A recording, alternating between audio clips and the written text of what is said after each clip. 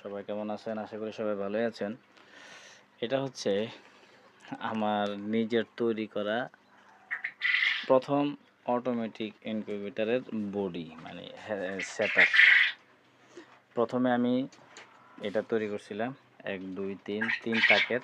এগুলো মুরগির ছিল, মুরগির ট্রের জন্য ওই সাইজের ৮৮ এর ট্রে হিসেবে করছিলাম ৩ তাক। পরে আবার মুরগি বাড়ছিল, পরে আবার আমি এটাতে করতে সময় লাগবে। তারপর ওই সময় আমাদের অঞ্চলের যারা ওয়ার্কশপের দোকানদার আছে ওনারা একটু ব্যস্ত ছিল, মানে এই ঝামেলার কাজগুলো ওনারা করতে চায় না।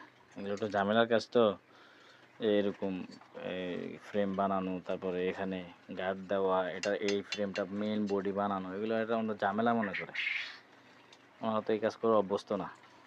তো এটা করার পরে যখন আমার আরও প্রয়োজন হলো তখন নিচেটা আমি তৈরি করতে গেলাম, ওনারা সময় দিতে পারতেছিল না, আমার আবার ডিম জমে গেছিলো। তখন আমি বুদ্ধি করে এটার মধ্যেই কাঠ দিয়ে বানিয়ে ফেলছিলাম, এক কাঠ দিয়ে বানাইছিলাম ১, ২, ৩, ৪, ৫টা তাক বানাইছিলাম। এটা দিয়ে প্রায় ৩ বছর আমি বাচ্চা ফুটাইছি এটা দিয়ে।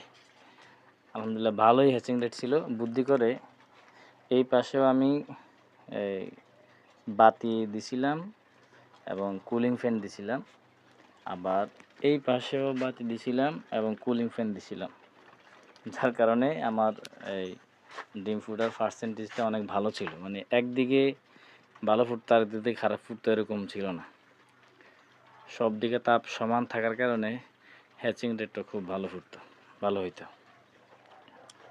তো এটার অবসান ঘটাইলাম আমার মেশিন আরও বড় হইল। এখন মেশিন এটা সেটারটা আমি নতুন করে বানাইছি, ওইটাতে একটু ঝামেলা এই জন্য নতুন সেটার বানাইছি। এখানে হচ্ছে প্রায় ৪,০০০ ডিম দেওয়া যায়। ৪,০০০ ডিমের ইনকিউবেটর তৈরি করলাম। এটা এখনও কমপ্লিট হয় নাই, কমপ্লিট হওয়ার পথে ইনশাআল্লাহ। আশা করতেছি এই সপ্তাহে আমাদের এটা কমপ্লিট হবে, আমরা ডিম বসাবো। এটাতে ডিম বসাই দিছি, গতকালকে ডিম দিছি, আজকে সকালে ডিম দিছি এটাতে।